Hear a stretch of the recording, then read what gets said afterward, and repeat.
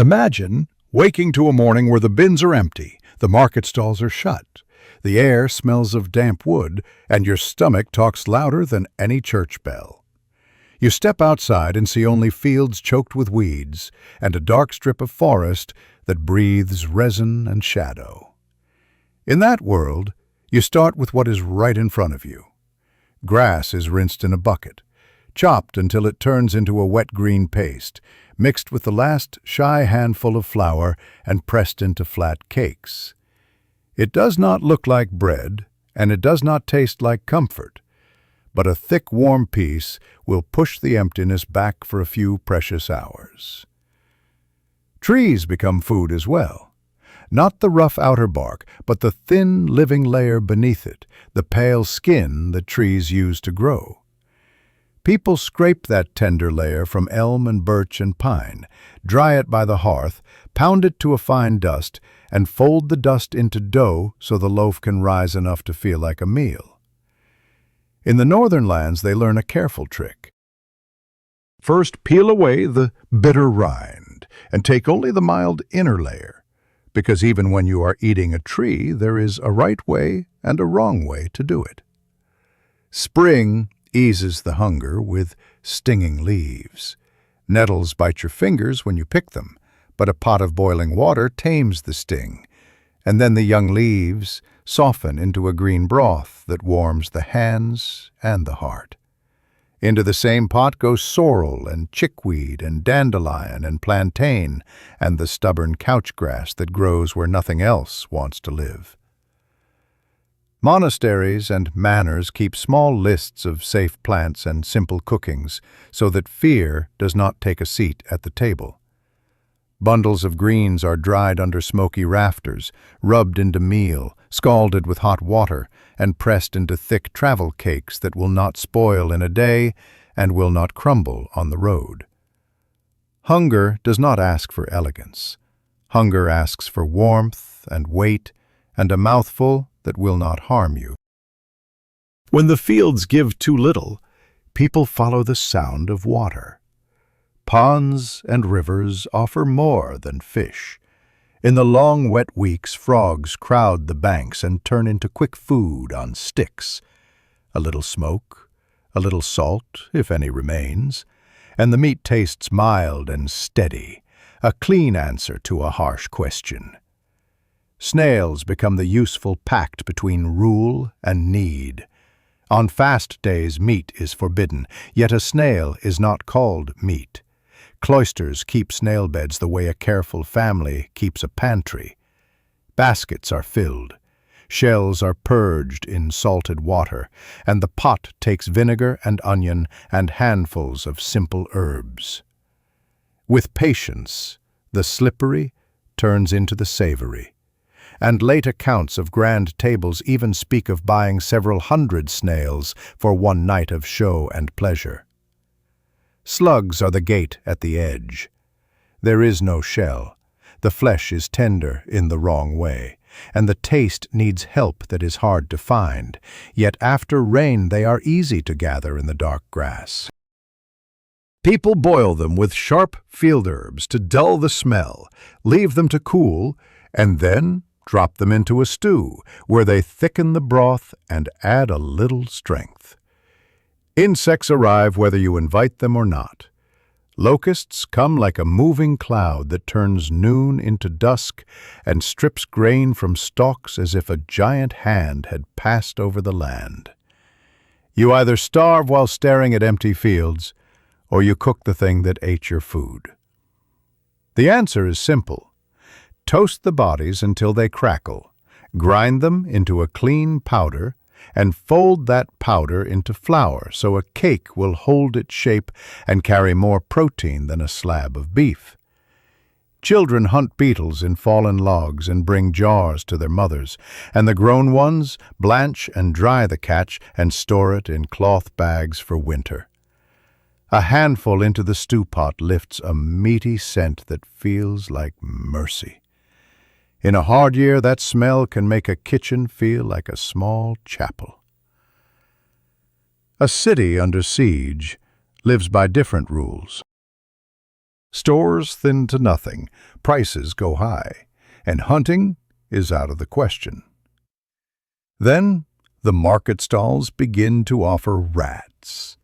Traps wait in cellars and narrow lanes, and a trade is made in a hurry and without pride. The hide is scalded off, the insides are taken out, the small carcass is soaked in vinegar to calm the smell, and the meat is roasted over coals until the fat runs clear.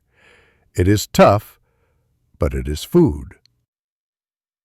Mice go on thin skewers, 5 or 6 at a time, and roast like tiny birds.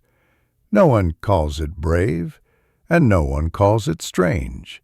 It is only a way to reach the next week and the next grain cart. In the cruelest winters and in the longest sieges, the list of food grows darker. Cats appear on that list, and small dogs as well. Records speak softly because the words carry pain, yet they do not lie. When all else is gone, people eat what still moves. These dishes do not shine on the tables of the rich. They belong to poor streets and shuttered gates and the cold bottom of a pot that must not run dry. In the great famine of the early 14th century, a few lines in a few books say something harder still. Some people, stripped of every other choice, plucked parasites from their clothes and swallowed them. It is not a recipe. It is the final proof that the will to live will walk past disgust without looking down. After you learn this, even the simplest nettle soup stops feeling like shame and starts feeling like grace. Flour is a need that will not be argued with, so people make it from anything a stone can grind. Sawdust is dried and turned into powder and mixed with the last rye or barley, and the oven produces a gray, heavy loaf that demands strong teeth and a patient jaw. In some districts, a clean clay that holds many salts is dried and added to dough to give a kind of body to a bread that has no wheat to stand on. Bones serve more than once. Bones from sheep and cows simmer for a day, try on the hearth, crack under a mallet, and fall to powder in the mortar. That powder is food when it meets flour and water. In the darkest years, a few quiet lines tell of human bones taken from new graves after war or plague has torn the rules to rags. The words are hard to read, yet they are there. Softer answers exist and carry less sorrow. Acorns are soaked until the bitter is gone, then dried and milled and baked into loaves that smell of smoke and forest. In mountain valleys, chestnuts keep families alive when grain will not grow. When nothing at all remains, hay is dried a second time, crushed to a near flour, scalded, and shaped into thick cakes that bake on hot stones and deliver one more evening of strength. Drinking has its own trap. Water carries sickness like a hidden thread. The answer in most homes is small beer. Every week, a brew bubbles in a pot, and although the drink holds only 2 or 3% spirit, the rolling boil has already done the holy work and driven out the danger. Everyone drinks it, from small children to old men. It is not a celebration. It is the daily habit that keeps you upright. A heel of bread or a spoon of meal stirred into the mug turns a drink into a simple meal. Wine that sours is not poured out. Honey and herbs and careful spice can coax it into a tonic that warms a cold chest and smooths the breath of the weak.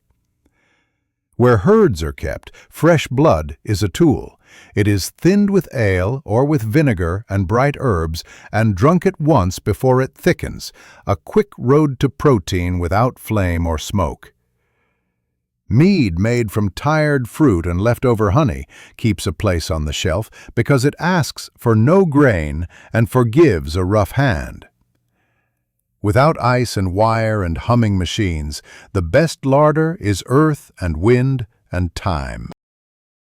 Fish sleep under cool soil for a while, then wake on a rope in the winter air to dry and toughen until a strip will last for weeks. The meat of shark is buried deeper and aired longer, and the smell is a test that not everyone can pass. Yet the food will outlive a season and carry a household through long months.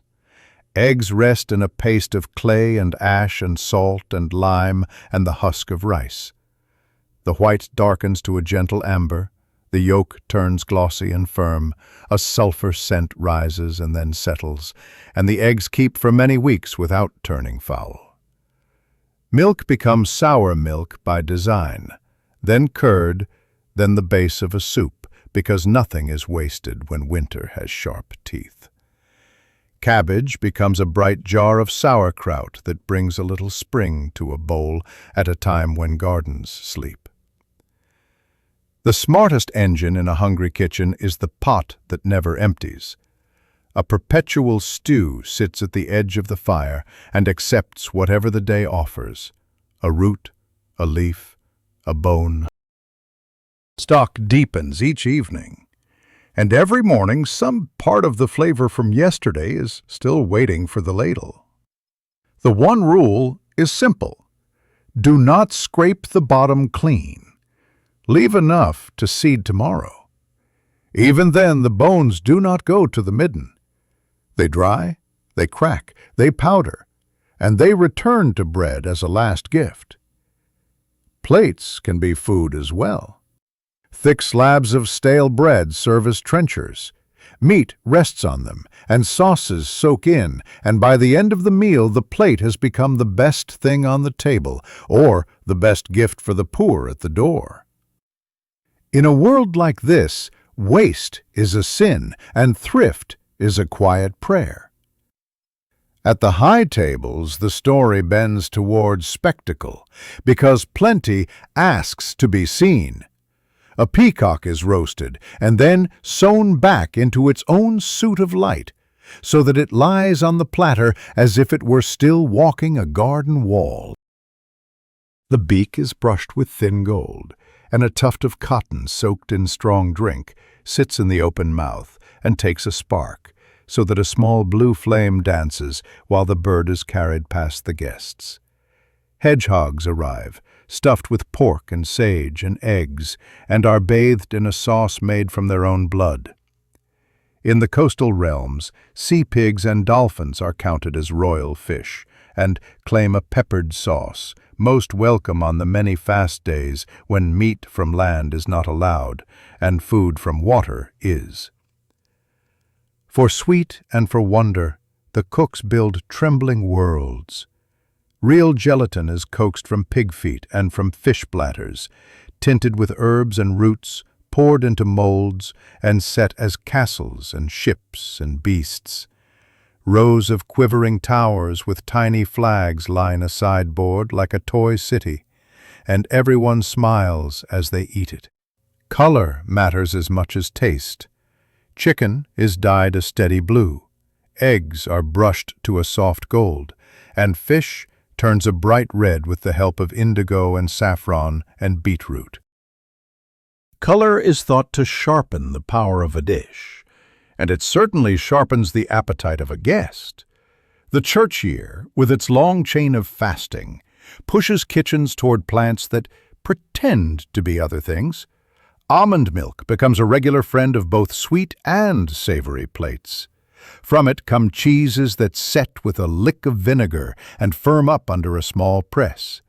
Peas are mashed and pressed into rounds that slice like a young cheese and sometimes glow faintly from a touch of saffron that makes the eye believe before the tongue can decide. Cooks make fake fish from turnips by cutting long, pale ribbons, brining them, and baking them until they break like cod. Puffball mushrooms are fried in thick white slabs that chew like steak. Ground nuts and breadcrumbs and herbs and egg turn into meatballs that pass as the real thing, unless you already know the trick. Bean puree is shaped around small sticks, fried, and glazed with wine and fat, so that a plate of playful ribs can visit a fasting table. Some houses even forbid such cleverness during the strictest seasons because it feels too much like a wink at the rules. From green cakes that stain your fingers to jelly castles that shimmer in candlelight, from bark dust caught under a nail to almond milk that pretends to be cheese, the same truth runs like a river under every meal. People will pull every string they can find to buy one more day and one more week, and while they are doing it, they will still try to keep a little joy on the tongue. The humblest weed can be bred for a night if you handle it with sense. The grandest feast still plays by one older rule: feed the body and do not lose the taste for life. If this story spoke to you, tell me in the comments which moment struck you and why. Tap like so new stories can be made. And tap the screen to watch the next chapter about real medieval living, without myths and without gloss.